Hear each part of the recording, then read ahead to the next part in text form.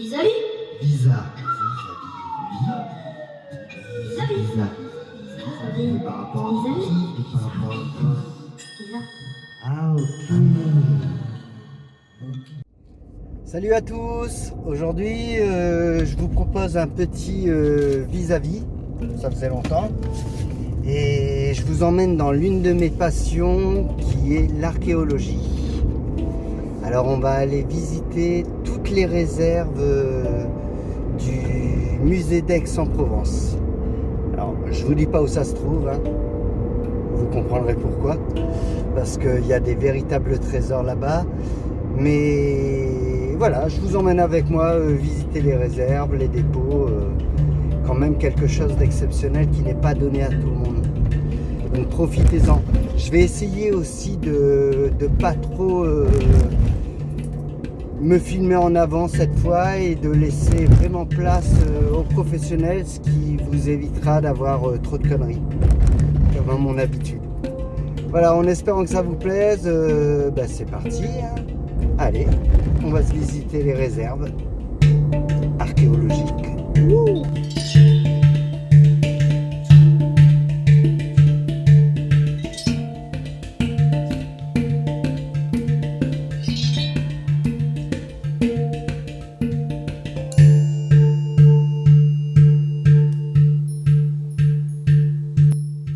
Ça y est, on est arrivé dans les réserves du musée d'Aix. On va faire un petit peu le tour un petit peu de tout ce qu'il y a pour vous montrer les petits trésors. Suivez-moi. Alors, je vous présente Nico, chargé en... Présente-toi, vas-y, je t'en prie. Nicolas, donc paléontologue et responsable des collections au Muséum d'Aix depuis maintenant 10 ans. Le Muséum d'Aix s'est créé en 1838 suite à l'achat d'une collection d'oiseaux par la ville. Et à partir de là, les collections sont enrichies au fil des années, même du coup des siècles. Donc en tout, en zoologie, géologie, paléontologie, ethnologie, botanique. Et c'est surtout à partir de la fin des années 50, début 60, que le muséum s'est spécialisé en paléontologie provençale, notamment sous l'impulsion de deux anciens conservateurs, donc Raymond Duguy et François Sirugue, qui ont beaucoup fouillé dans la région, notamment autour de la Sainte-Victoire. Un des principaux points d'intérêt paléontologique d'Aix et de la région, c'est les œufs de dinosaures. Ouais, Bibémus. Non, alors pas des Bibémus. Bibémus, c'est des carrières plus récentes. Ouais. Alors elles ont quelques millions d'années, mais c'est beaucoup plus récent. Non, là, nous, c'est plutôt tout ce qui va être Rousset, Tretz et la Sainte-Victoire, donc notamment le domaine de Roquehaute. Ouais. Alors actuellement, c'est au sein de la réserve, donc c'est des sites qui sont protégés. Mais du coup, donc, dans les années 60, beaucoup de fouilles ont été menées à ces endroits-là, et donc beaucoup d'œufs de dinosaures ont été trouvés. Ce qui a valu notamment à Aix le surnom d'Aix-en-Provence, parce que d'un point de vue concentration, c'est un des plus grands gisements d'œufs de dinosaures au monde. Pour nous, on a trouvé, rien que sur un petit secteur, rien que le centre-ville d'Aix par exemple, entre 2000 et 2004, il y a eu 2 campagnes de fouilles, et il y a plus de milliers d'œufs de dinosaures qui ont été trouvés dans le centre-ville d'Aix, à l'emplacement actuel du Grand Théâtre de Provence. Ok. Et des allées provençales. D'ailleurs, ils sont tous, enfin pas tous, mais une grande partie sont là dans les plâtres derrière. Et donc là, il y en a un qui vient lui par contre de la Sainte-Victoire, du domaine de Roquehaute. Donc en voilà un, œuf, complet, non éclos. Donc ça, ce serait un œuf de... Alors pour l'instant, tous nos œufs, donc sur les milliers et milliers d'œufs qu'on a découverts depuis les années fin 50, début 60, on n'a aucun embryon à l'intérieur. Ce sont tous des œufs entiers, non éclos, ou des œufs éclos, mais on n'a pas d'embryon à l'intérieur. Au total, on a découvert 7 types d'œufs différents. Alors, c'est pas forcément en fonction de la forme, c'est en fonction de la coquille. On va avoir des coquilles, des œufs à coquille épaisse, des œufs à coquille fine. Et après, c'est au niveau structurel. Donc, on va faire des lames minces dans la coquille, voir la structure de la coquille. Donc, c'est fait de plein de petits cristaux, hein, comme les œufs de poule ou d'oiseaux actuels. Donc, c'est plein de petits cristaux qui ont des formes et des tailles différentes, en fonction des familles de dinosaures ou en fonction des groupes de dinosaures. Et grâce à ça, on a pu attribuer au moins deux de nos 7 types d'œufs à une famille de dinosaures qui s'appelle les titanosaures, les gros dinosaures herbivores, qui peuplaient la région. Donc on a au moins on sait que deux espèces de titanosaures pondaient ici. Après, donc il nous reste encore 5 types d'œufs. Pour l'instant, on n'a pas de matériel de comparaison ailleurs dans le monde. pour nous dire c'est tel dinosaure ou tel dinosaure qui les a pondus. Il y a Ouais, des hypothèses qui ont été émises, mais pour l'instant on ne peut pas dire à qui les attribuer.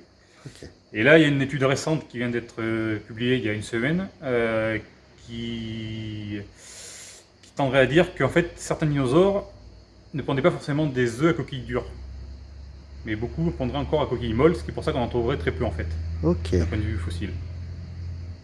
Alors bon, nous on a la chance, nos titanosaures, eux, c'est des œufs à coquilles dures, mais voilà. Excellent. Après bon, on a quand même appris pas mal de choses grâce à ces œufs. Grâce à ces œufs, on sait déjà que les parents ne s'occupaient pas des petits dans le nid. Parce que la plupart des sites qu'on va trouver, donc on va trouver plusieurs œufs ensemble, et la plupart, quand ils sont éclos, on les trouve encore formés, ils ont encore la forme à peu près sphérique, il manque juste l'opercule par où le petit est sorti. Ok. Si les parents s'occupaient des petits au nid, on ne retrouverait pas les œufs encore en forme complète, on les retrouverait vraiment écrasés, on ne retrouverait qu'un lit de coquille écrasé. Là on sait que le petit naissait, il quittait le nid. Et après, il était livré à lui-même, comme les tortues actuelles en gros. Ok, un œuf comme ça, on est sur combien de millions d'années? Alors là, nous, en Provence, la plupart de nos sites à dinosaures sont datés de la fin du Crétacé. Donc on est à peu près à entre 80 et 75 millions d'années. Regardez, Donc, vous avez même le beau graphique. C'est ça. Donc nous ici, bon, on est au zéro, on va dire, on est là. Mhm. Et nous, les dinosaures, on est à cette période ici, entre le Campanien et le Maastrichtien. Ok. C'est à peu près les niveaux où on va fouiller, nous muséums. Après les œufs, on passe donc aux ossements. Donc, du coup, ça colle bien, le fait qu'on trouve des œufs pondus par des titanosaures. Ben, on a aussi les ossements des titanosaures. Donc ceux-là, ils ont été trouvés la plupart au bord de l'autoroute A8, lors de l'élargissement de l'autoroute A8. Ok. Donc on sait qu'on a au moins deux espèces de présentes des titanosaures. Une de taille plutôt moyenne, qui devait faire dans les 7-8 mètres de long à peu près. Et par contre, on a une espèce qui est beaucoup plus grosse. Alors tout ça, c'est encore en cours d'étude. Hein. Ils n'ont pas de nom, ce sont juste des ossements de titanosaures, ils n'ont pas encore de nom scientifique, donc ils seront nommés prochainement, c'est en cours d'étude. Et donc on a des espèces qui sont vraiment très très grosses. Alors pour vous donner un exemple, donc ça ici, c'est l'humérus, donc l'os du bras, Ouais, il est énorme. d'une espèce de titanosaure, donc de la petite espèce. Et à côté, donc dans les deux caisses, il y a aussi un humérus ici et un humérus là. Ah ouais, c'est plus la même taille du tout. Voilà. Et donc, Celui-là vient de pourrir. donc celui-là, Là par contre on est sur un animal qui fait dans les presque 20 mètres de long, enfin 18-20 mètres de long pour 25 tonnes. ok. Ah ouais. Bon, ça a été trouvé dans le Var, ça vient de Fox en Fuchs. Mais Ok. c'est une boîte crânienne en fait de titanosaures. Donc titanosaures, donc c'est des gros animaux quand même qui peuvent faire plusieurs dizaines de tonnes. Mhm. Mais ils avaient quand même une toute petite tête et surtout un tout petit cerveau. Ça ici, là, le creux qui est ici, le creux qu'on voit là, c'est l'emplacement du cerveau. Donc c'est la taille d'une noix. Ok, ah ouais. Donc il vivait principalement que à l'instinct, quoi. Ah ben là c'était voilà, c'était manger, dormir, survivre, se reproduire. Ouais. Donc voilà une dent de titanosaure.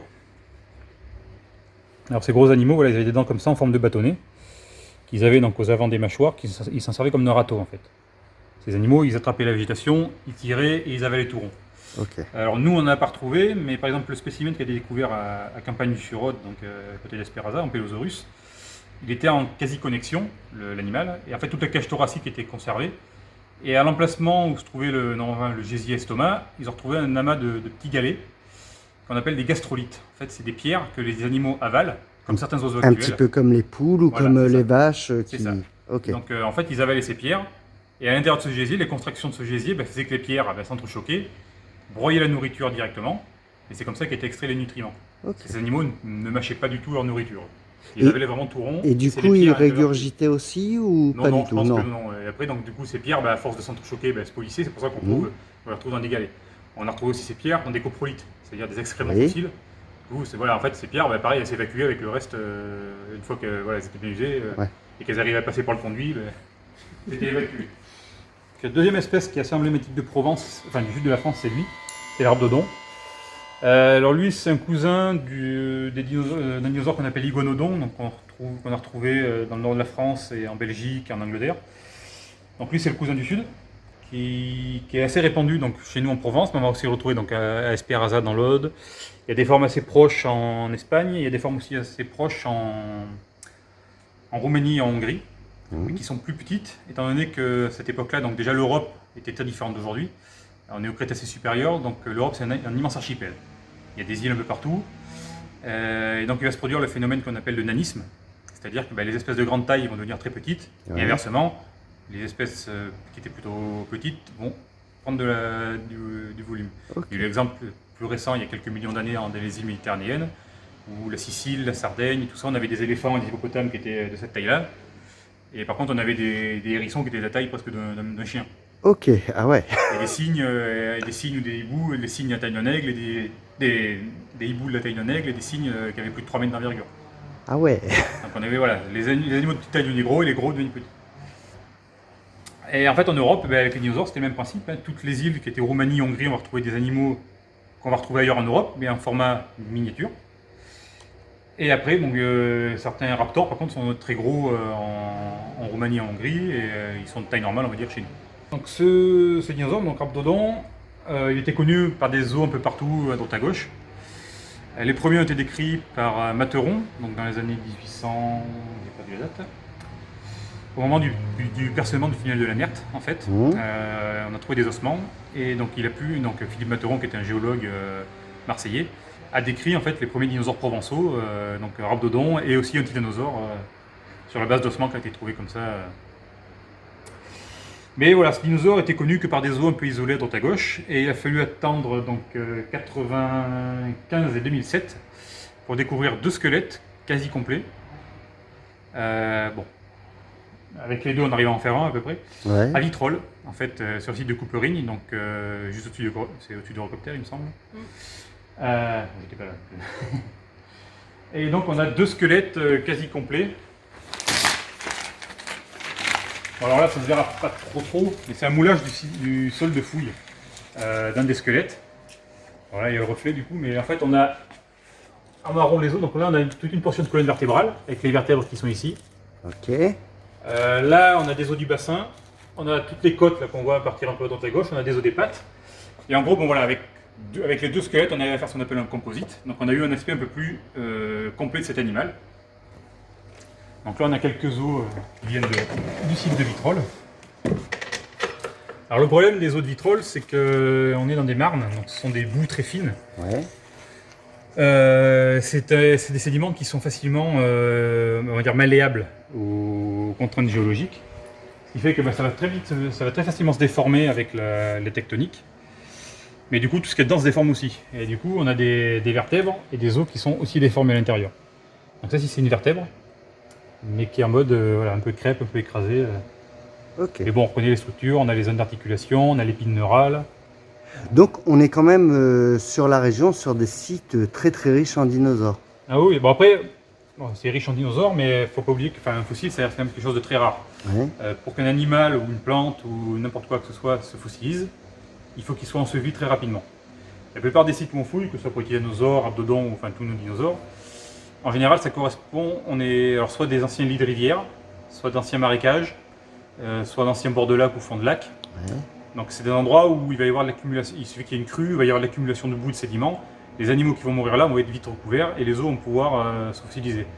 Un animal qui va mourir en plein milieu d'une forêt, on ne retrouvera jamais ses fossiles. Ouais. Il sera dévoré par les autres espèces. Et... il sera dévoré par les charognards, Ouais. il va y avoir, ces os sont à l'air libre, donc il va y avoir les effets du Du soleil, temps, du la froid, corrosion. du dégel, des plantes, des bactéries, les champignons, donc tout ça va désagréger les os et il ne restera plus rien au final. Ouais. Donc pareil, Vitrolles.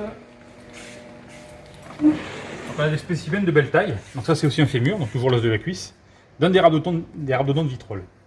Après, comme je vous ai dit, c'est un animal qui est assez répandu en Provence, donc on va en trouver partout. Ouais.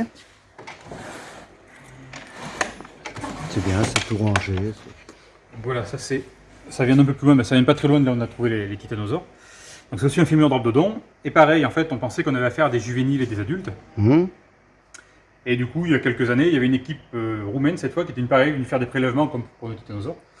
Ils étaient venus faire des prélèvements sur les os de rhabdodon, et on a eu la surprise que ça et ça, ce sont 2 os d'adultes. Donc des tailles vraiment différentes. Donc il y a des tailles vraiment différentes. On sait que du coup, on a au moins 2 espèces de rhabdodon présentes en Provence. Ouais. Alors a priori, c'est les formes de vitrolles qui sont vraiment des formes géantes. En standard, on va dire que c'est à peu près ça. La taille standard d'un rhabdodon, c'est à peu près ça. Donc les formes de vitrolles sont vraiment de très gros spécimens. Alors juste, hop, si tu peux me montrer les prélèvements. Voilà, en général, on prend un petit bout d'os comme ça pour analyse. C'est ça. Ok. Voilà. Et donc ouais, une des caractéristiques du rhabdodon aussi, c'est ça. Ça voilà, c'est une vertèbre pas déformée de rhabdodon. Et ce qu'on voit, c'est que ça a une très grande épine neurale. Ouais. Cette partie-là. Donc en fait, sur le dos, donc, il n'avait pas un voile comme certains dinosaures, comme le fameux spinosaure et autres. Mais lui, on pense qu'il avait surtout une espèce de bosse sur son dos, une espèce de bourrelet un peu, voilà, un peu charnu, un peu épais. C'est pour ça que sur le dessin, voilà, il a cette espèce de crête un peu sur le dos, mais ça faisait pas vraiment un voile. C'était pas des grandes épines neurales aussi développées de plusieurs mètres. Hein. Ça se limitait à ça en taille. Ok, donc c'était plusieurs épines qui étaient les unes à côté des voilà, autres. toute la colonne vertébrale qui suit, donc avec des épines neurales comme ça, qui forment une espèce de bosse un peu sur le dos. Et il y avait quoi dessus? C'était de la peau, c'était... Après, il va y avoir sûrement des ligaments qui rigidifient un peu la colonne vertébrale. Ouais. Après, bon, oui, il y avait des muscles du dos et de la peau par-dessus. Ok. Alors voilà, Rhabdodon, lui par contre, il avait des dents plutôt robustes. Ils avaient de grosses dents. Alors, il y a des dents inférieures et supérieures qui sont différentes. Et en fait, on voit des cannelures. Oui. D'où son nom. Rhabdodon, ça veut dire dents cannelées. Et en fait, cet animal, en plus d'avoir un bec à l'avant pour couper les plantes coriaces, il avait donc cette batterie de dents sur les mâchoires inférieures et supérieures qui glissaient les unes par rapport aux autres entre le haut et le bas. Du coup, broyer vraiment sa nourriture. Lui, pour le coup, c'est pour ça que je le compare à la vache de l'époque. Lui, vraiment, pour le coup, il ruminait, il mâchait sa nourriture. Ok. On passe au Strutosaurus. Super dur à dire. Nous, ce qu'on a vraiment trouvé dans la région, c'est ça. Un humérus. On a un morceau d'omoplate. On a quelques vertèbres. Et surtout, on a ça. Donc ça vient d'Istres. Et c'est ce qu'on appelle un ostéoderme. Donc c'est les fameux éléments qui constituent son armure. Ok. Donc en gros, c'est des nodules osseux qui sont incrustés vraiment dans la peau et qui forment cette armure. Ouais, bon, ça vient d'ailleurs. Donc on a très peu d'ossements de cet animal. Et voilà une dent d'ankylosaure, enfin de Strutosaurus. Okay, Elles sont toutes petites, en forme de si feuilles. gros, ouais, je pensais que... Alors a priori, c'est un animal qui se nourrissait surtout de plantes tendres. Mhm. Du jeune pousse, des trucs comme ça. Ok. Ou de feuilles. Après voilà, le fait qu'on retrouve très peu d'ossements de cet animal, c'est peut-être justement ce que je disais tout à l'heure, au fait que c'est un animal qui avait peut-être des mœurs plus forestières. Donc déjà d'une, il ne devait pas forcément vivre en troupeau comme ça pouvait être le cas par exemple pour les rhabdodons ou les titanosaures. Ça peut être un animal solitaire qui donc du coup était plus rare. Là, on est sur combien de mètres à peu près? Là, l'ankylosaure il doit faire 4-5 mètres. 4-5 mètres et des si petites dents. C'est Bon, après, hallucinant. il était déjà un peu, mais ouais, c'est pas un très gros animal. Hein. Alors ensuite, donc ça c'est pour les dinosaures herbivores, enfin végétariens. Mhm. Alors il y a une autre famille, mais que nous on n'a pas trouvé son gisement, mais qui avait été trouvé sur vitrole, mais c'est pas nous qui l'avons fouillé, où on a retrouvé un morceau de mâchoire. Ces dinosaures, ce sont des hadrosaures, donc on appelle les dinosaures à bec de canard, et qui eux sont vraiment apparus en Provence à la vraiment toute fin du Crétacé. Et a priori, dans les écosystèmes, ils venaient remplacer ces animaux-là. Ok. Mais non, on est vraiment à toute fin, donc ça s'est joué en 10 millions d'années. Ouais. C'est rapide, 10 millions d'années. Vu comme ça, c'est rien. Pour nous, c'est très rapide, 10 millions d'années, c'est rien du tout. Ensuite, les carnivores, donc on va passer au raptor.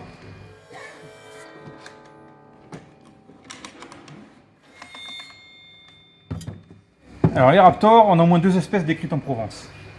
Il y a Variraptor et Pyroraptor.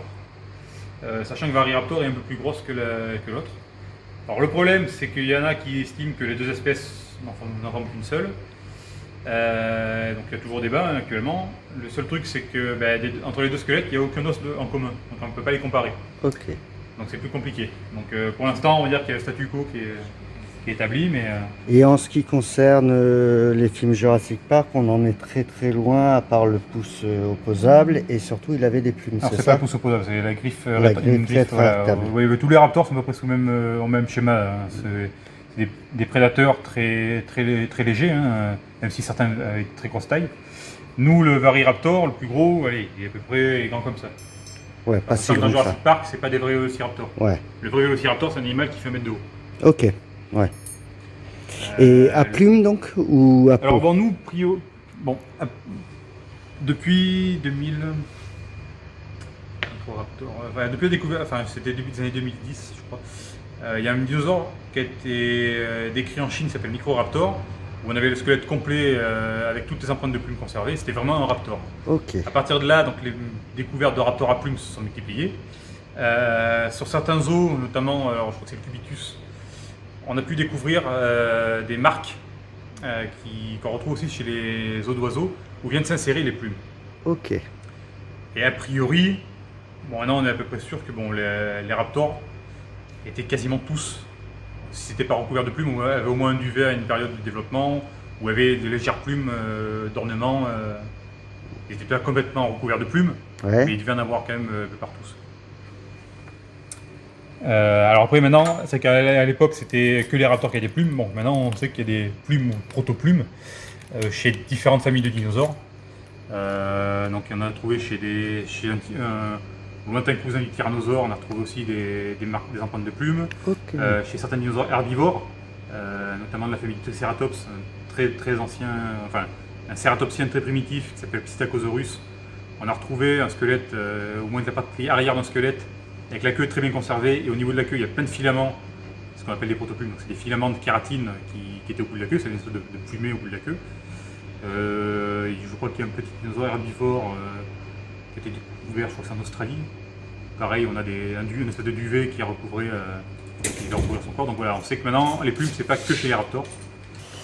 Donc là, en fait, à part les raptors, on a très peu d'ossements, étant donné que, comme je l'ai dit, c'est ce sont des chasseurs, hein, ils sont plutôt rapides. Ouais. Donc qui dit rapide dit léger, qui dit léger dit un squelette aussi très allégé. Donc c'est une caractéristique qu'ils partagent avec leurs descendants actuels, donc les oiseaux. Les oiseaux actuels et raptors, ils sont cousins très proches. Donc on va dire leur arrière-grand-père, c'est le même. Ouais, les études qui ont été Voilà. faites comme quoi le C'est pigeon ce serait des Ah bah, dinosaures évolués. du colibri à l'autruche sont techniquement, on ne devrait même pas dire oiseau, on devrait dire dinosaure avien. Ok. Logiquement. Mais c'est pareil, ça a été, c'est grâce justement à la découverte de ce Microraptor qu'on a pu vraiment finir d'établir le lien de parenté. C'était qu'une hypothèse et qui était assez décriée à l'époque. Mhm. Pareil, au moment de la sortie du film Jurassic Park en 1993, dans le film c'est évoqué et qui disent que les raptors ont évolué en oiseaux. C'était une hypothèse qui n'était pas beaucoup soutenue à l'époque par les paléontologues. Il y avait beaucoup de détracteurs de cette hypothèse. Maintenant, bon, on a les fossiles qui le prouvent. Maintenant, on sait que raptors et oiseaux sont vraiment liés. Très proche, ouais. Donc quand on dit que les dinosaures ont disparu à la fin du Crétacé, c'est faux. On sait que les dinosaures non aviens ont disparu. Par contre, les dinosaures aviens ont survécu, donc ce sont les oiseaux actuels.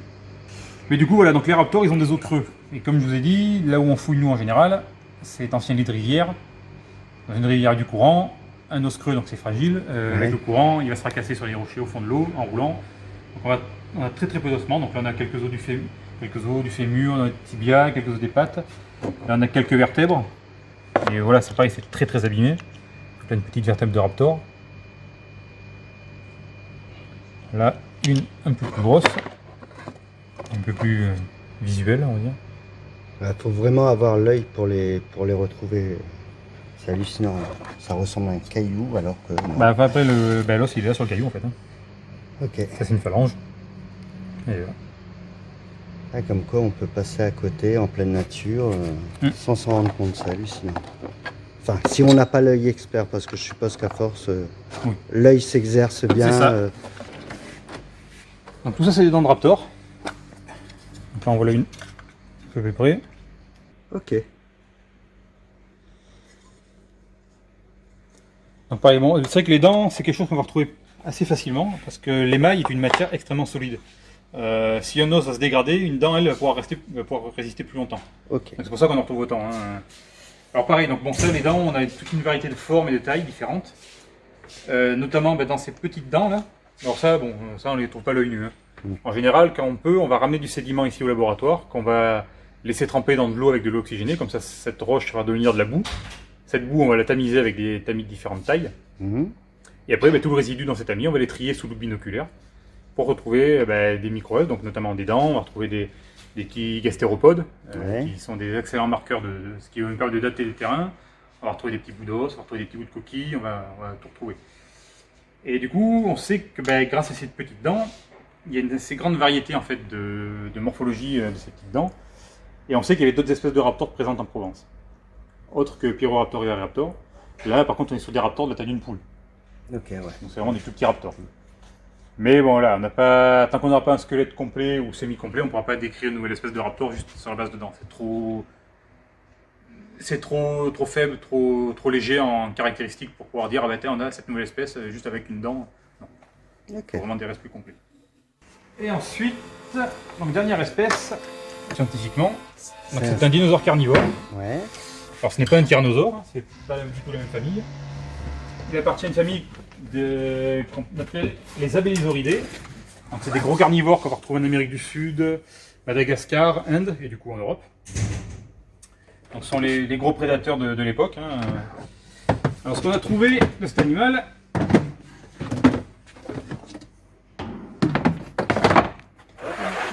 Tu remarqueras qu'il est dans un coffre-fort. Ouais, il est dans un coffre-fort. Il doit être important celui-là. alors s'il est dans un coffre-fort, c'est parce que c'est ce qu'on appelle un type. Un type, c'est-à-dire c'est le spécimen de référence mondial. Ok. C'est-à-dire que quand on fera référence à Arcovenator dans une publication ou autre, et si un chercheur veut étudier le matériel type, c'est celui-là qu'il faudra citer. Ok. Donc là, on a un tibia, un péroné, des vertèbres de la queue. On a des dents. Ah oui, pas petit. Et donc on est sur un animal de quelle taille là Là, on est sur un animal qui fait 5-6 mètres de long pour à peu près 2,50 m, 3 mètres de haut. Ok. Ouais. Bon, après, voilà, lui, c'est un bipède. Hein. Donc il y a quand même une différence. Hein.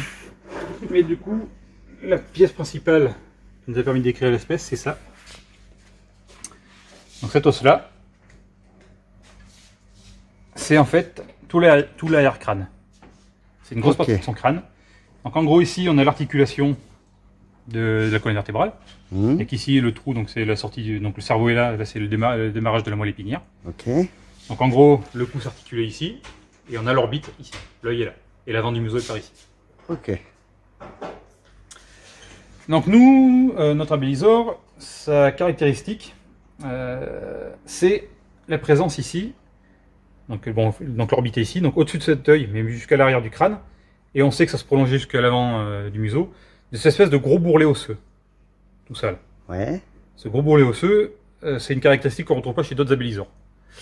Cette famille de dinosaures carnivores, ils ont des crânes avec des formes et des ornementations assez particulières, contrairement aux tyrannosaures qui sont plutôt basiques, puissants et robustes. Les abélisaures, bon, ils ont aussi des crânes solides, mais ils ont tous des ornementations un peu particulières. Un des plus connus, c'est celui qui vient d'Amérique du Sud, qui s'appelle Carnotaurus, qui est le taureau carnivore. Littéralement, en fait, il a deux espèces de cornes au-dessus des yeux. Ok. Nous, le plus proche parent de celui-là, c'est un qui a été découvert à Madagascar, qui s'appelle Majungasaurus, qui, lui, a une espèce de petite bosse ici, une espèce de petite corne, juste au milieu de la tête. Et nous, le nôtre, c'est juste qu'il a ce gros sourcil, ce gros bourrelet osseux, qui part donc de l'arrière du crâne, qui passe au-dessus de l'œil, et qui va jusqu'à l'avant du museau.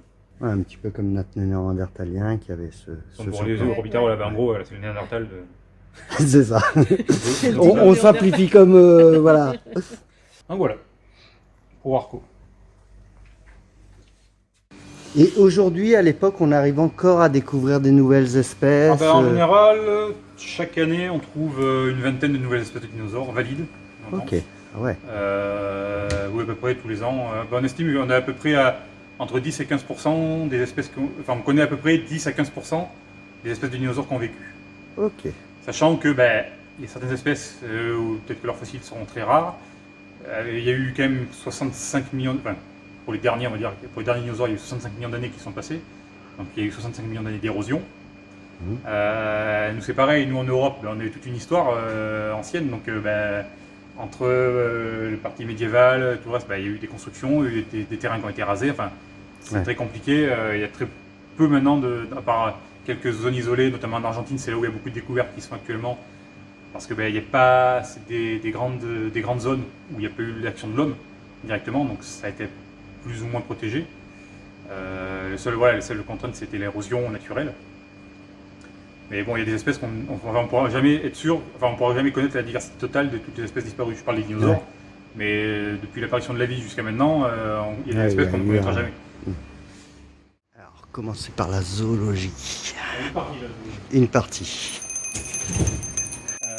Donc là, c'est surtout nos gros spécimens. Ouais. Donc ben, ouais, gros mammifères. Donc là, ça fait un peu vite parce qu'on va bientôt récupérer notre rhinocéros blanc. On a même de l'homme là.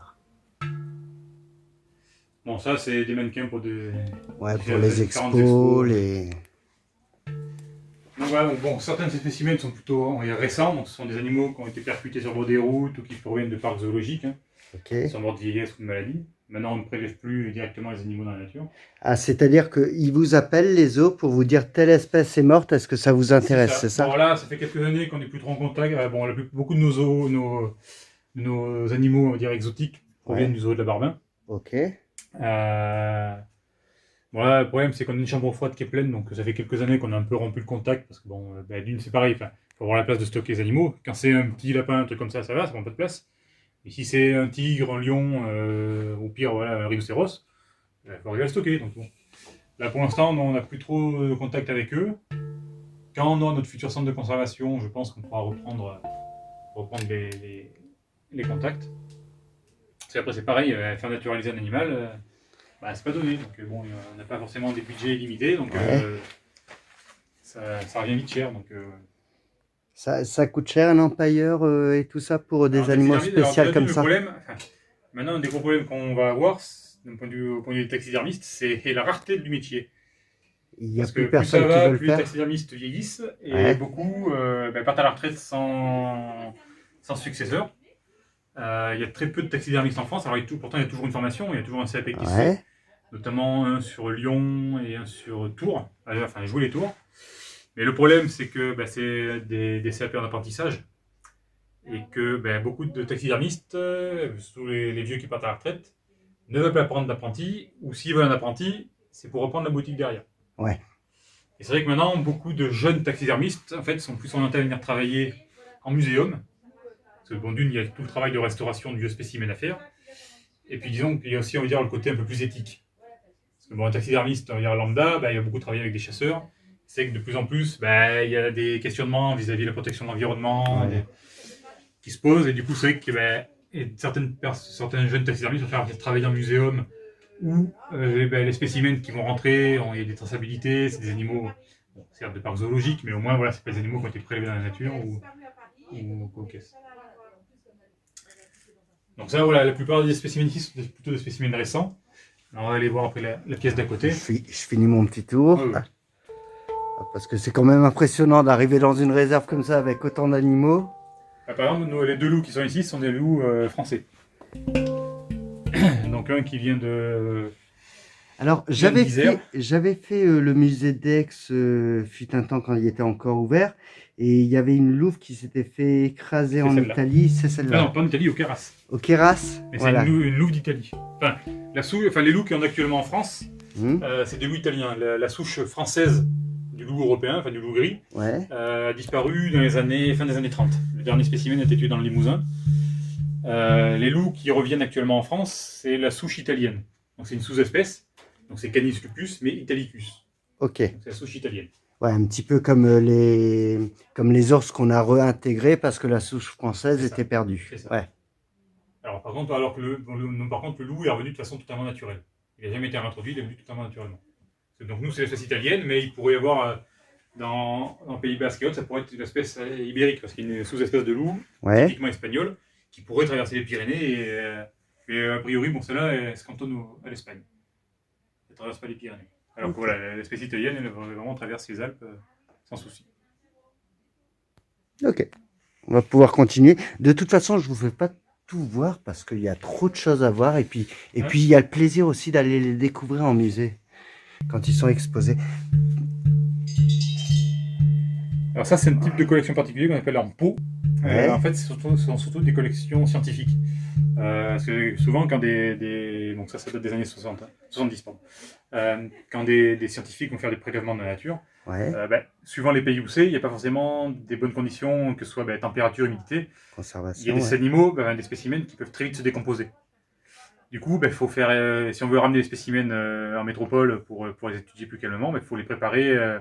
Alors, soit les mettre dans des cuves d'alcool et les faire transporter comme ça, soit pour certains animaux, notamment les oiseaux, ça peut se faire aussi pour les mammifères, on a ce qu'on appelle la technique de le mettre en peau.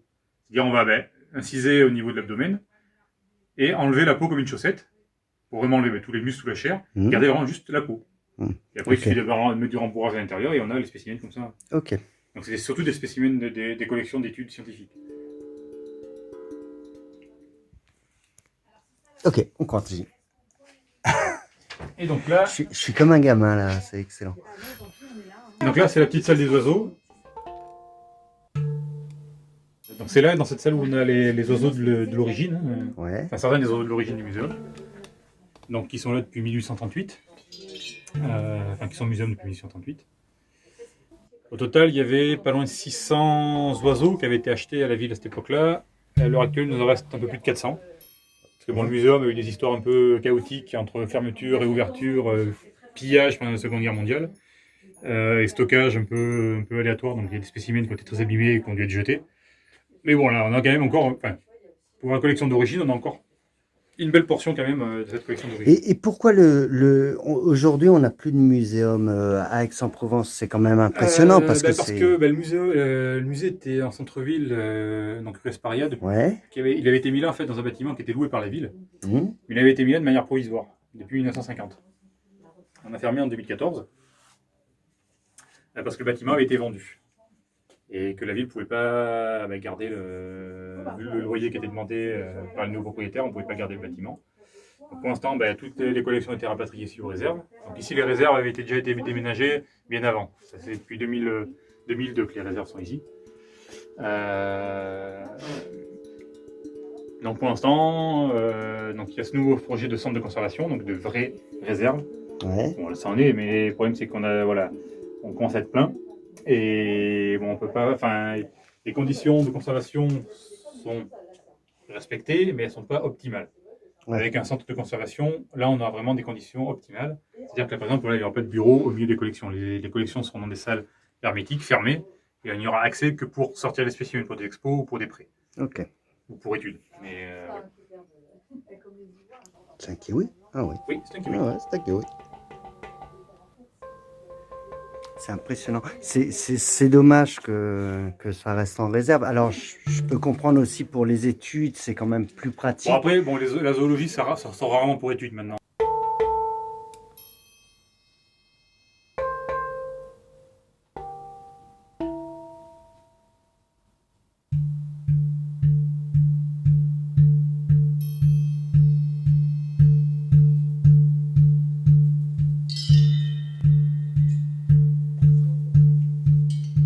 Là pour les amoureux des...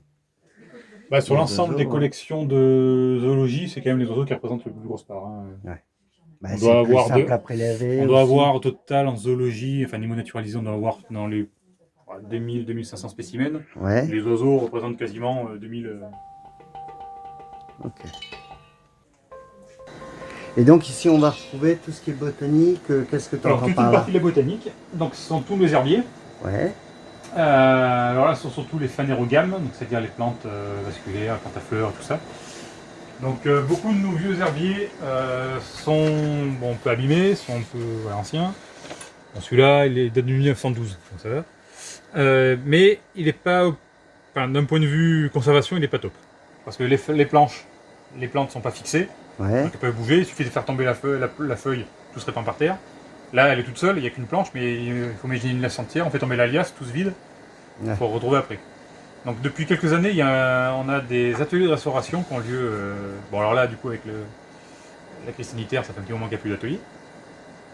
Mais ces herbiers sont restaurés.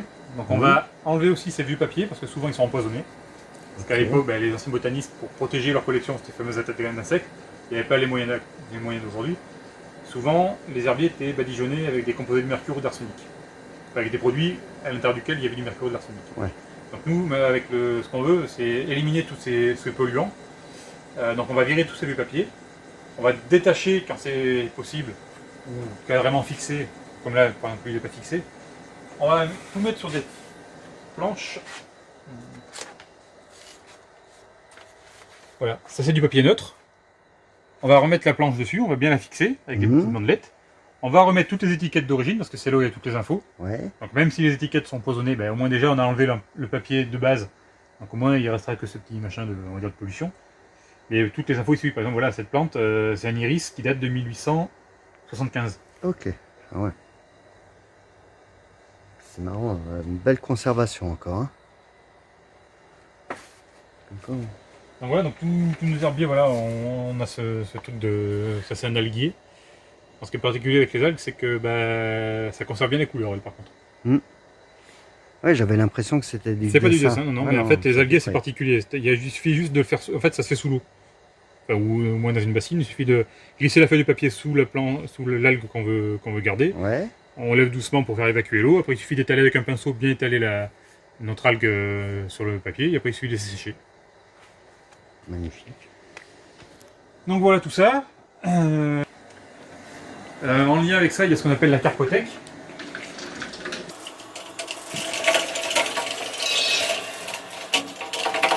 La carpothèque, c'est toutes les graines et les fruits.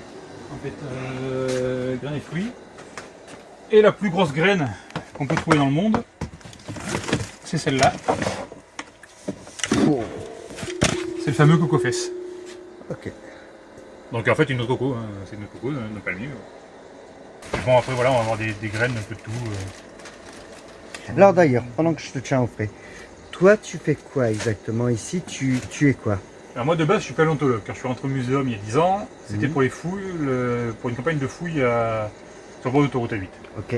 Une formation, moi je suis paléontologue, j'ai un master en paléontologie.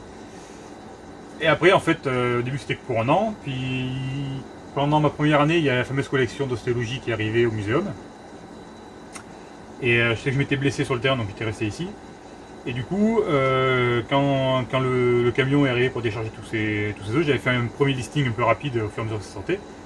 Parce qu'on n'avait pas le listing. Et le conservateur de l'époque a vu que ça m'intéressait, et du coup il m'a dit, si tu veux, quand ton contrat se termine, je t'en propose un pour t'occuper de la collection d'ostéologie. Je dis, ben, allons-y. Après tu fais une aiguille, ben, je me suis retrouvé à m'occuper aussi de la collection de zoologie. C'était à l'époque où on faisait ce qu'on appelle le récollement décennal. C'est-à-dire que tous les 10 ans, en fait, tous les muséums doivent refaire leur inventaire et vérifier que tout est bien là. Donc rajouter les dons qu'il y a eu entre temps, mais que toutes les pièces qui étaient là avant sont toujours là, s'il n'y a pas eu des pertes, s'il n'y a pas eu des vols, s'il n'y a pas eu des destructions, ou alors il faut le signaler, enfin bref. Du coup on rentrait nous dans la phase de récollement décennal, donc il a fallu s'occuper des collections, donc du coup moi je me suis occupé de la collection de zoologie aussi. Donc c'est pour ça que, et après du coup maintenant, j'ai été titularisé à mon poste. Donc c'est vrai que maintenant je fais de moins en moins de paléontologie et de plus en plus de gestion de collection. C'est pour ça que je suis responsable aussi des collections. Après chacun a un peu ses spécialités, par exemple la géologie, je sais à peu près ce qu'on a, mais le spécialiste, celui qui s'occupe vraiment de notre collection de géologie, c'est Eric, qui est lui est passionné de géologie depuis qu'il est tout gamin, donc bon, il a des bonnes connaissances là-dessus, donc c'est lui qui s'occupe de cette collection. Après pareil, une collection de malacologie actuelle, donc les coquillages, escargots actuels. Je sais à peu près, enfin je sais même pas parce je sais qu'on a une grosse collection, je sais où trouver à peu près certaines choses, mais je suis pas spécialiste. C'est pareil, on a des caisses, des cartons entiers, des cartons comme ça, où il y a 2000, 3000 spécimens d'escargots dedans, c'est des tout petits escargots millimétriques. Ça, à part les compter, on peut pas faire grand chose de plus que. Pareil, ce sont des collections anciennes qui datent de la fin 19e, début 20e. Depuis, les classifications, les identifications ont changé.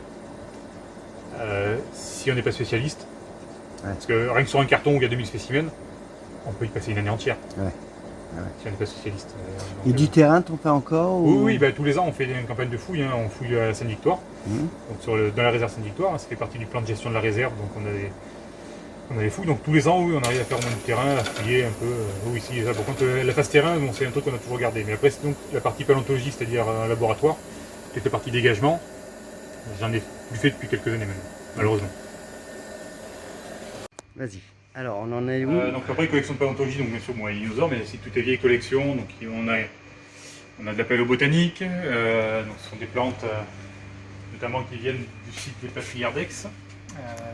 Notamment ici, une feuille de nénuphar.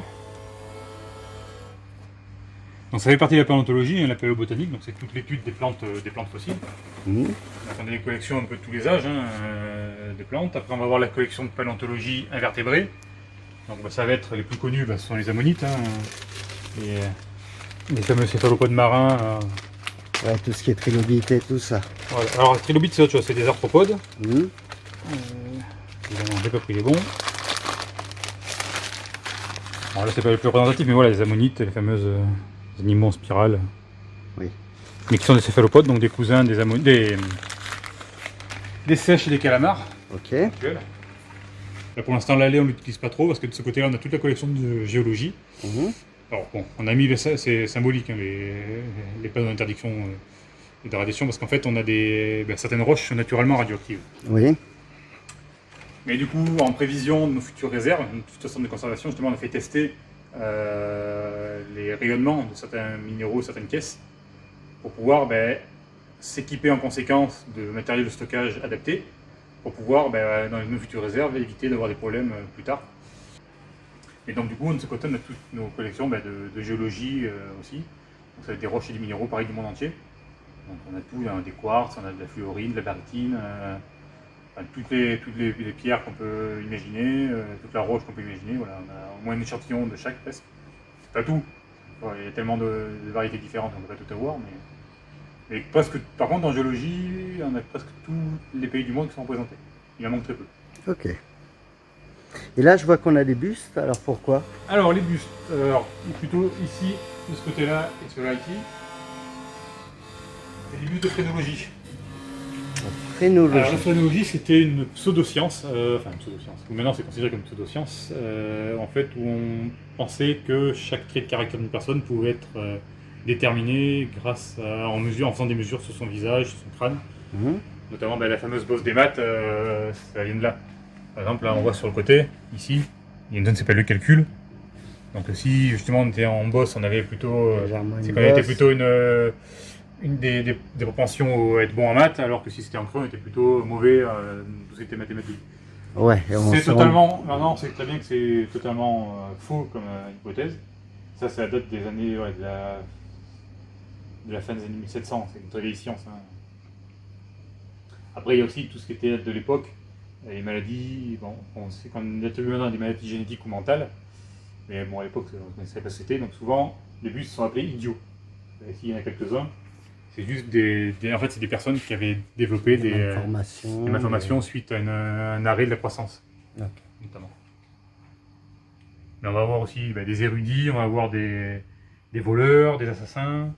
Ah ouais, vraiment une étude poussée, alors qu'on s'est rendu compte que non, quoi. Comme quoi, c'est à force de chercher qu'on trouve, forcément. Ça, c'est Céline. Céline, on se connaît depuis pas mal de temps maintenant. Quelques années. On a fait quelques fouilles ensemble et tout. C'est ça. Qu'est-ce que tu fais ici exactement? Alors attends, je referme la porte pour pas qu'il y ait des bébés qui rentrent dans la réserve. Alors moi, qu'est-ce que je fais ici? Moi, je travaille au muséum depuis 2007 à peu près. Et moi, j'étais au début chargée des ateliers pédagogiques pour le musée. Puis petit à petit, mes fonctions ont évolué. Et aujourd'hui, je m'occupe de la programmation culturelle. Donc, je continue à faire des ateliers pédagogiques pour les scolaires. Je m'occupe des expositions du muséum, des conférences, des événementiels, en partie avec une collègue qui s'appelle Marine Théard, qui travaille aussi au musée depuis pas mal d'années. Et puis aujourd'hui, je pars sur une mission biodiversité parce que la ville veut valoriser cette thématique dans ces différents chantiers, même dans le cadre de rénovation et tout. Donc là, on a par exemple avec un centre, un labo de recherche de la MU, on a mis en place des inventaires des parcs de la ville. On a fait l'inventaire des oiseaux et des chauves-souris des 10 parcs urbains de la ville d'Aix. Voilà, donc ça, il y a plein d'activités qui vont se développer. Et pour retrouver les infos de tout ce que vous faites, toutes les expos que vous pouvez faire, il y a un site, il y a un endroit? Alors, il y a un site sur le site de la ville, dans la rubrique culture, il y a une rubrique musée qui a une rubrique muséum, dans lequel on valorise pas tant que ça tous les travaux qu'on fait en fait. Autant même les travaux dont il y a pu discuter avec Nico, Lapal, c'est assez long à mettre en place et en fait aucun de nous n'est chargé de com et chargé de ça. Donc Marine Théard, qui est ma collègue qui fait les événementiels et les ateliers pédagogiques, est aussi par défaut chargée de com, mais on n'a personne au musée qui a le temps d'y consacrer beaucoup de temps. Donc c'est pas assez valorisé. Malheureusement. C'est un de nos regrets, mais on n'a pas le temps d'y consacrer beaucoup de temps. Malheureux. Et du coup, là, tu nous emmènes où? Alors là, je vous emmène dans les réserves. Et tu peux Ça sortir, ouvert Nico. la porte au moment. Il y a la suite de la botanique. La suite de la botanique. Ah oui, moi je disais Là, dans c'est l'ordre moins d'apparition. C'est là. moins impressionnant, juste regarder les boîtes. C'est- La suite, donc après la phanérogamme et la carpothèque, il y a ce qu'on appelle les cryptogammes. Donc les mousses, les fougères, les lichens, les champignons. Ok. Donc là, c'est le chantier de cette année normalement. Bon, du coup, ça peut du retard avec le confinement, mais c'est le chantier de cette année. Ensuite, donc là, zoologie, c'est entomologie. Insectes, donc beaucoup sont des saisies de douane. Parce que, bon, la plupart sont des papillons, donc protégés. Ouais. Enfin, la plupart non, il y en a beaucoup qui sont des saisies de douane, donc après, c'est des papillons qui viennent d'Afrique, il n'y a pas précisé le pays. Après, on a qui viennent du Pérou. Ok, ça, c'est de Sierra Leone. C'est vraiment les gens qui essayent de passer la douane avec pour Alors faire après, de bon, la il y a des revente. collections qui sont ouais. Ça, après, c'est des collections de référence. Voilà, bon, il y a d'autres papillons qui viennent d'Amazonie. Alors nos collections d'entomologie sont très réduites étant donné que bon, on a très peu de collections. Parce qu'elles sont constituées après la Seconde Guerre mondiale. Ok. Parce qu'en fait, on avait une très grosse collection avant. Le problème, c'est que le jour de la libération d'Aix, le bâtiment était stocké les collections d'entomologie et d'ethnologie à brûler, avec tout ce qu'il y avait dedans. Ok. Ouais. A priori, à brûler. Parce que dans les collections d'ethno, on sait qu'on avait des objets en pierre, des grosses meules, comme ça, qui n'ont jamais été retrouvés dans les déboles. Ok, ouais, bizarre. Oui, il y a pas beaucoup de lumière dans ça. C'est bien, c'est secret Donc, comme on a ça. tout, un petit on a peu. des coléoptères, de la sauterelle, la libellule. Là, il y a les punaises qui sont sympas. Il y a différentes formes, tailles, coloris.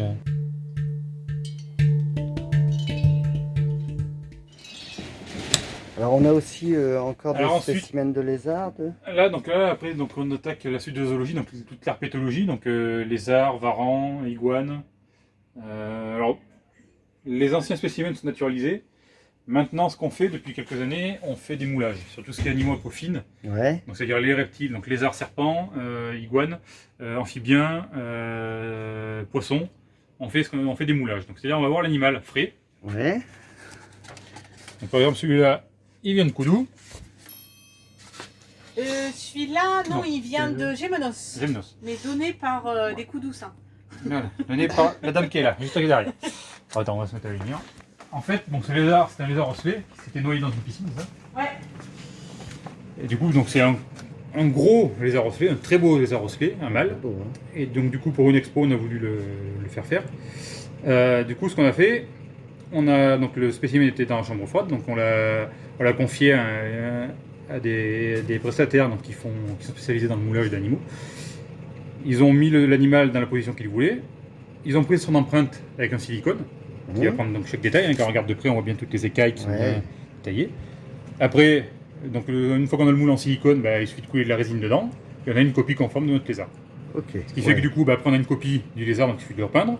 Le spécimen de cadavre, on l'a toujours, donc du coup, on pourra le faire préparer en ostéologie. Comme ça, il pourra enrichir.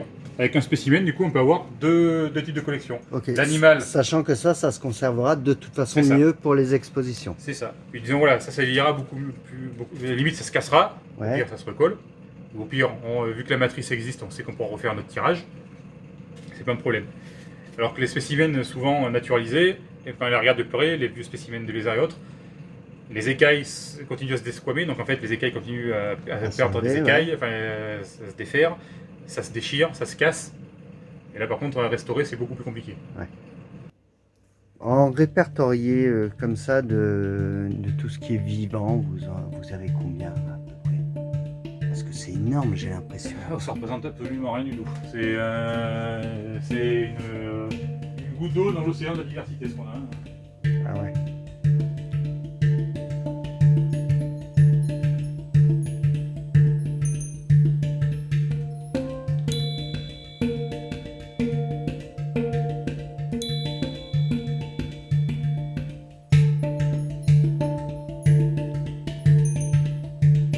Ah mais là, partie comme c'est parti, je peux pas tout filmer, sinon c'est 3 heures de film. Hein.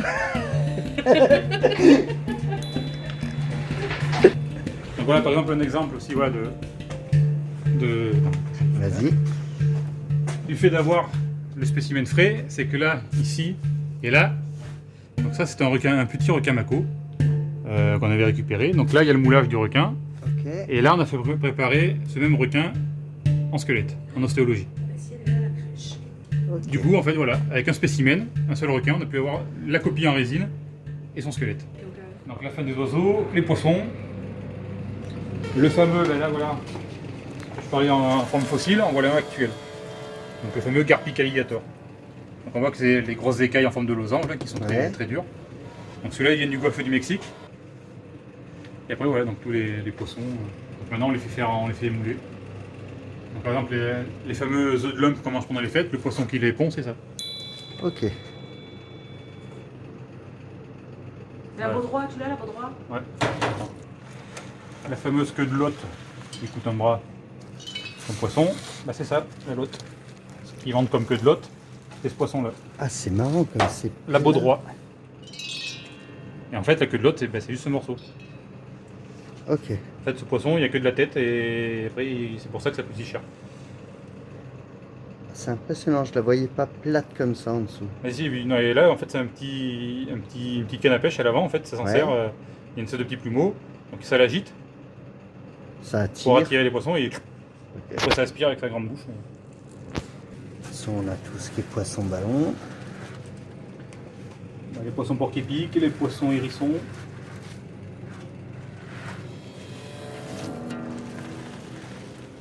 C'est quoi ça? C'est un poisson volant? Un grondin volant. Ok, donc Et on est bien d'accord que... Voilà, par exemple, pour illustrer l'intérêt de faire des moulages pour les animaux qui se conservent très mal avec le temps. Voilà un grondin volant, vieux. Ok. Et là, c'est le grondin volant moulé. Et lui, d'ailleurs, on l'a toujours en chambre froide aussi, je le fais faire toujours en ostéo. Donc Ah, on est, celui-là, tu l'as? on est bien d'accord que Ah, ce serait bien de prendre le squelette. ça saute et ça plane plus que ça vole. Non, ça, le grondin volant, non, c'est un animal qui nage. Je suis pas sûr qu'il... Même est pas plus il sur fond. saute. Ok. C'est pas un poisson volant, l'exocète Ouais. comme on le connaît. L'exocète, il y en a un là, dans la boîte. Voilà. À la limite. Ça, c'est le poisson volant. Enfin, ce qu'on appelle le poisson volant. Alors, Alors, l'ethno, parce qu'en plus de mes missions de valorisation du patrimoine du muséum, oui. je m'occupe aussi de la collection ethno, dont j'ai jamais le temps de m'occuper, mais voilà, de temps en temps, je fais des choses. Alors par contre, Alors, explique-moi déjà ce que c'est que l'ethnologie. l'ethnologie, c'est l'étude des peuples premiers, comme on dit, qui peuvent vivre en Afrique, en Amérique, etc., mais qui peut concerner aussi des communautés dans différentes régions de France, d'Europe, etc. Hein, c'est l'étude des peuples et de leur façon de vivre, et de leurs traditions, de leurs coutumes, des objets qu'ils peuvent fabriquer. Voilà, c'est l'étude de tout ça. Alors le muséum a une collection assez peu importante en ethno, qu'il était beaucoup plus, mais le muséum, ça, je ne sais pas si Nicolas t'en a parlé, au cours depuis sa création, a subi beaucoup d'incendies, de déménagements, On a survolé, ouais. de pertes. Et l'ethno a fait partie des objets énormément perdus, disparus, parce que c'est des objets qui peuvent avoir pour le coup une valeur marchande, donc des disparitions plus ou moins suspectes. Ouais. Voilà, donc ce qui fait que la collection aujourd'hui est moyennement riche. Elle est surtout riche pour les peuples nomades, c'est-à-dire qu'on a quand même une assez belle collection d'objets pygmées qui vivent en Afrique centrale.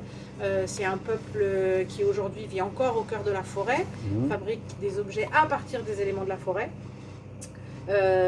Mais qui est un peuple un peu en voie de disparition, en danger, donc du coup il y aura de moins en moins d'objets, et ça on a eu la chance de pouvoir récupérer une collection. Dans les peuples nomades, on a les Touaregs, même s'ils sont plus que nomades aujourd'hui, on a une collection importante à ce niveau-là. On a une collection sur les Indiens d'Amérique aussi, donc qui sont des peuples qui vivent en forêt, qui sont nomades, et on a une petite collection sur les Inuits.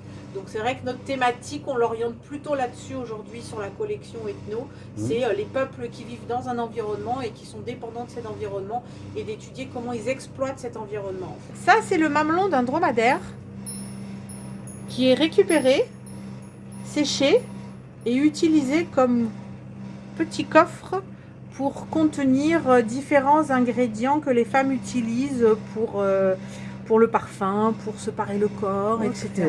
Voilà. Un mamelon. Tu peux toucher. On On- sent que c'est on à la dirait du matière, bois, ça se c'est voit. marrant. On dirait du bois, mais en fait, quand Tu on vois la regarde même transparence, ouais. l'intérieur, je sais pas si toi ça, Ouais.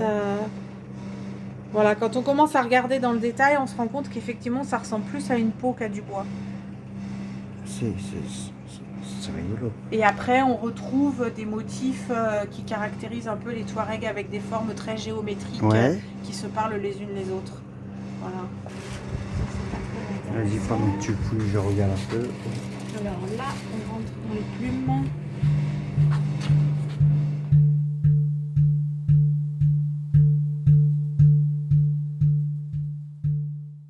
Alors, qu'est-ce que tu... Alors, moi, ce que je voulais te montrer, parce que c'est extrêmement beau. Oh. Alors, c'est en soie aussi très fragile. Mhm. Donc ça, c'est des coiffes amérindiennes. Oh, c'est magnifique. Comme c'est bien conservé, c'est hallucinant. Alors, là, il y a des objets, pour la plupart, qui sont très récents. Ouais. Parce que, en fait, on a eu une exposition dans les années 1960 au muséum, Mhm. où des collectionneurs privés ont prêté des objets qui en fait ont été saisis par les douanes. Parce qu'il faut savoir qu'il y a toute une réglementation aujourd'hui qui s'applique. Et donc là, les plumes, c'est beaucoup des plumes de haras. Donc on n'a pas le droit, si on va sur place, de les acheter et de les ramener. Ouais. Donc en fait, quand l'exposition a eu lieu, les douanes sont venues et se sont rendus compte que c'était des objets qui étaient passés de façon illégale. Donc ça a été saisi. Et la douane a eu la bonne idée, du coup, d'accepter de le laisser en dépôt au muséum. Donc c'est ce qu'on appelle une cession, c'est-à-dire que les objets appartiennent encore aux douanes, à Ouais. l'État en quelque sorte. Et si à un moment donné le muséum, pour une raison ou une autre, ferme, ou si les douanes veulent les récupérer, c'est à eux. Mais c'est nous qui en gardons la conservation, qui pouvons du coup les exposer. On leur demande pas leur avis pour les exposer, etc. hein. Mais ça nous permet d'avoir une très belle collection de plumes amérindiennes. Parce que maintenant, à chaque fois qu'il y a une saisie aux douanes de coiffes amérindiennes, ils les amènent au muséum à Aix. Ouais. Donc on a ce privilège du coup d'avoir une collection assez sympa. Alors. Donc ça c'est une des photos, en fait ces collections ethnographiques elles ont du sens si en plus on sait comment étaient portés ces objets, Oui. à quoi ils servaient, etc. Donc moi quand j'ai des opportunités de rencontres, j'en profite. Là par exemple on a rencontré Serge Guiraud qui va en Amérique depuis des années et des années, je dirais au moins 30 ans. Et en fait tous les ans on lui achète des photos qui correspondent aux collections qu'on a au muséum. Ok. Ce qui fait qu'on voit l'objet Ce qui porté. permet de les montrer portés. Voilà, ouais. C'est moins abstrait. Donc maintenant, systématiquement, quand il y a un objet des Indiens de forêt tropicale qui est sorti pour une expo, Mhm. eh ben, je fais imprimer une de ces photos que j'ai achetées pour illustrer. Oui, oui, j'aime bien Ça, c'est les ce qu'on blancs. appelle les masques Cara Grande.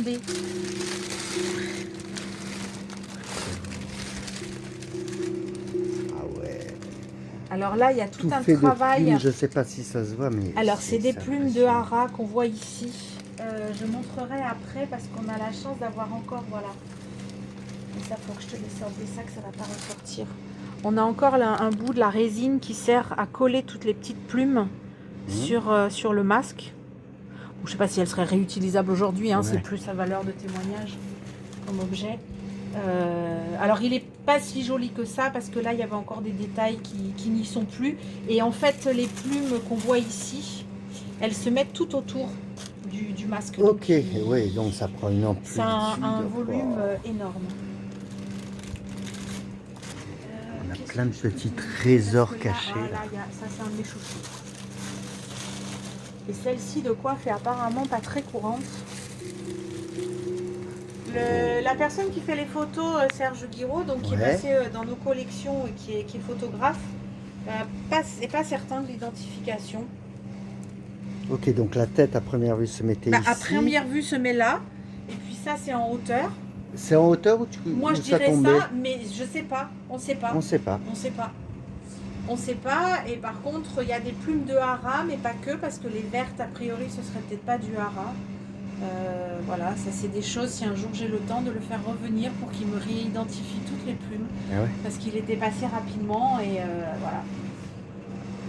Les Ah, collections excellent. ethno, c'est un des gros soucis chez nous, c'est que on n'a jamais eu d'ethnologue parce que c'est pas la collection principale du muséum. Hein. Ouais. Donc du coup, il n'y a jamais quelqu'un qui a le temps de travailler vraiment dessus.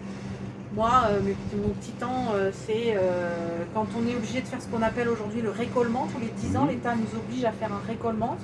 C'est un inventaire d'inventaire. Ouais, c'est ce qu'il me disait. Voilà. Donc c'est moi qui m'en charge. Mais j'ai 3 semaines, vite l'été, je fais ça tous les 10 ans. Et à côté, une fois de temps en temps, j'essaye de venir travailler sur les collections. Mais c'est, Ouais, c'est voilà. ça. Alors c'est des collections qui du coup sont très mal documentées malheureusement. Donc avis aux étudiants, aux passionnés. On ouvre les portes facilement. Voilà, les étudiants, l'appel est lancé. Après, on n'a pas énormément d'emprunts non plus. Ah celui-là il est rigolo. Tiens, il y a un pagne pygmée là. Je n'essaierai rien.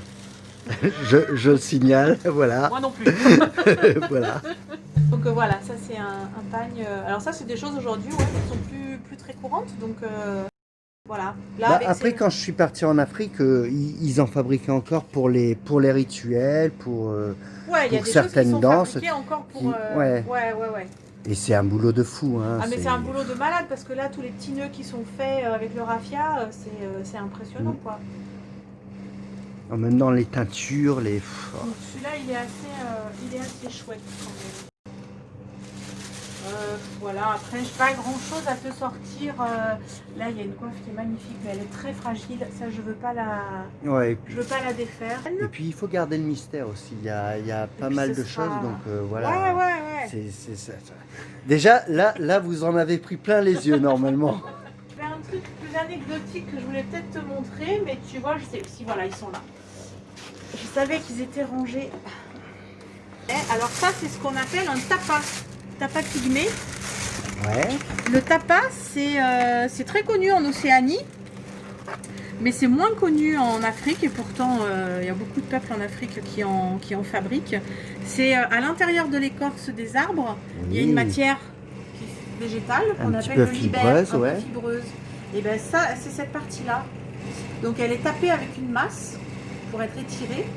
Et ça fait en général Alors, des vêtements ou des objets décoratifs. J'ai un masque comme ça, tout le masque est fait en bois, Ouais. et après tout le reste est en tapas. Donc, Et et il me disait qu'il suffisait de le mouiller c'est ça. pour que ça s'élargisse Ouais. et que ça se mette autour de la tête. Et quand tu regardes de près, Ouais. ça fait vraiment comme un tissu. C'est de la fibre. hein. C'est de la fibre. Fibre de- Alors, il y en a qui les ont utilisés de façon assez simple comme vêtements pour se couvrir. Et puis, il y a les pygmées d'Afrique de l'Est, les Ewe, si je ne me trompe pas, qui eux ont carrément fait des tapas très décoratifs et qui Mhm. aujourd'hui sont un peu des objets d'art qui sont marchandés au final assez cher. Et alors, toujours dans les pygmées, bon, j'ai étudié les pygmées, hein, Donc forcément, forcément, je sais un peu plus où sont les objets, j'ai un peu plus de trucs à dire dessus. Chez les tu dis ça par rapport à ma taille, c'est ça. Tu t'es dit, tiens, il y a Renate, alors on va lui présenter du pygmée. Non, écoute, t'as pas de bol, c'est le peuple que j'ai étudié pendant mes études. Alors ça, est-ce que tu as une idée toi de ce que c'est? C'est mon côté pédagogique, tu vois, je pose des questions plutôt. Alors, est-ce que c'est pas des choses qu'on se foutrait dans les oreilles ou le nez, comme des boucles d'oreilles, des colliers? Non. Pas loin du collier, ça aurait pu être des colliers en plus. Ouais. C'est des bracelets. Mais des bracelets, enfin là, le bracelet, il n'est pas fait encore, hein, c'est la Ouais. matière brute. Est-ce que tu as une idée d'où ça provient? Alors les pygmées, ils utilisent tout ce qui est dans leur environnement Ouais. pour fabriquer des objets. Ce serait du porc-épic, non? Non, c'est pas aussi souple. Alors, je vois pas. C'est des poils d'éléphant. C'est des poils d'éléphant. Ouais. Ah ouais. Alors l'éléphant, ses poils les plus grands, c'est au niveau de la queue. On a un chasse-mouche d'ailleurs, mais je crois qu'il est de l'autre côté, je sais plus où il est le chasse-mouche d'éléphant. Et au bout de la queue de l'éléphant, il y a quelques poils Ouais. qui se baladent. Et en fait, il récupère ces poils. Et comme on est en forêt tropicale, Il y a de l'éléphant en forêt tropicale, hein, qui est Ouais. plus petit que l'éléphant de savane. C'est ce qu'il me disait, l'éléphant de forêt, ouais. Ouais, et c'est bien, on a parlé des mêmes choses. C'est ça. Trop bien, on dirait qu'on a préparé le truc. Ouais, c'est... Et la forêt tropicale, l'humidité, donc ils sont assez souples. Et du coup, ils en font des bracelets ou des colliers. Ok, ah, c'est rigolo. C'est rigolo, moi ça fait partie des petits objets que j'aime bien, Ouais, non. qui ont leur petit charme. J'ai vu aussi qu'il y avait des armes, là. Ouais, les armes, c'est beaucoup des armes Touareg. Ça, c'est, on est en collaboration, pareil, il y a une ethnologue, Hélène Clodo-Awad, qui connaît le muséum depuis de longues années, qui travaillait à la MMSH et qui est toujours en contact avec nous. D'ailleurs, prochainement, on va aller récupérer avec elle une collection chez un particulier qui nous fait don de sa collection Touareg et qui complète bien des objets qu'on a. Et donc là, sur les métaux, c'est vrai qu'on a beaucoup de choses qui viennent de ce peuple. Ok. Voilà, des lances. Il y en a une qui est très très grande, mais c'est pareil, elle est cachée pour l'instant, qui est la lance pygmée. Alors, un objet de musée est intéressant à partir où on a la traçabilité de l'objet, c'est-à-dire où on sait où il a été récolté, donc à quel peuple il appartient, ou pour la paléontologie, sur quel site ça a été fouillé. À partir du moment où on n'a pas ces informations, c'est un objet inintéressant entre guillemets. Ouais, c'est juste beau, c'est juste, on voit Alors, la main d'œuvre, ça peut être mais... utilisé pour la pédagogie, ça peut être utilisé voilà, en témoignage d'une technique de fabrication ou quoi. Donc on va pas les jeter non plus, hein, mais ça perd sa valeur scientifique. On arrive à les dater quand même ou pas? Ben non, parfois pas du Non, tout. pas du C'est tout, pas du tout ok. d'où ça vient. Alors après, ça demande un travail. Là, il y a certains, tout là-haut, j'ai des plateaux, il y a des plateaux en métaux. Je sais même pas d'où ils viennent, je sais pas par qui ils ont été donnés. Donc ça, si je le montre à des spécialistes, bah, ils vont peut-être pouvoir me guider au moins et me dire avec la facture, etc. Ça peut venir de tel peuple et d'être à peu près de telle époque, mais on va perdre vraiment l'intérêt de l'objet. Ouais. Voilà. Enfin, sur le plan archéologique, après, l'artisanat restera quand même. Ah ben ça reste un objet, ça reste des objets intéressants et certains des objets très beaux, mais voilà. Ouais, sur un plan archéologique, ça sur l'archéo, on peut elle a pas le même problème, elle a tout un tas d'éclats de silex, elle sait pas d'où ça vient, quand ça a été taillé, donc ça n'a plus trop d'intérêt quoi. Ouais. Voilà. Dans les collections, il y a un peu de tout ça aussi, mais on garde tout parce que au cas où. Donc c'est ce qui fait la différence aussi des fois entre dans les musées l'objet patrimonial et l'objet non patrimonial. Ça, je sais pas si Nico t'en a parlé. Non. À partir du moment où on met un numéro d'inventaire, alors là j'ai abrégé parce que j'ai pas mis MNHX, mais il faudrait le mettre. Nous on met MNHX, ET pour ethnologie, et après le numéro d'inventaire, là c'est l'année où l'objet est rentré dans la collection, 2006. La série d'objets qui est rentrée cette année-là, donc là c'est le 15e objet, et c'est l'objet dans ce don-là. Donc là il y en a 3. Alors le 1 il est sans doute conservé ailleurs, parce qu'il n'y a pas de logique, hein. Moi j'ai fait un rangement par rapport aux matières en fait des objets. Et donc à partir du moment où il y a un numéro d'inventaire qui est donné à un objet et ça passe devant une commission, ça rentre dans les collections patrimoniales. Et c'est ce qu'on appelle inaliénable, on n'a plus le droit de s'en séparer. Ok. Il peut y avoir des exceptions pour les restitutions dont on a parlé, Macron on a reparlé un petit peu, là on ne sait pas où on va aller, mais l'idée c'est qu'il y a certains peuples, ils ont été un peu pillés quand même de leurs objets. Voilà. Donc aujourd'hui ils réclament de récupérer des objets parce que parfois ils ont une valeur sacrée, même culturelle, sentimentale, voilà, c'est leur droit. Donc il y a parfois des restitutions qui se font. Donc dans ces cas-là, c'est des cas exceptionnels où un musée va se séparer pour le remettre au peuple d'origine, ce ouais, qui n'est pas plus mal. Ça a été le cas pour des têtes maoris qui étaient, je crois, au muséum de Rouen. Enfin voilà, il y a quelques objets comme ça qui ont été restitués. Ok.